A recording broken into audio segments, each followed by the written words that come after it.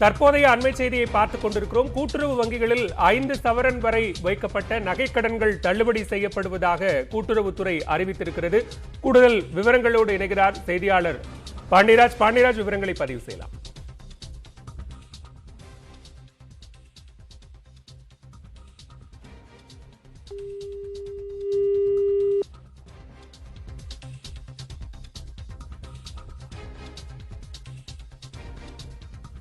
தொடர்ந்து பேசலாம். கூட்டுறவு வங்கிகளில் வைக்கப்பட்ட 5 சவரன் வரையிலான நகைக்கடன்கள் தள்ளுபடி செய்யப்படுவதாக கூட்டுறவுத்துறை அறிவித்திருக்கிறது.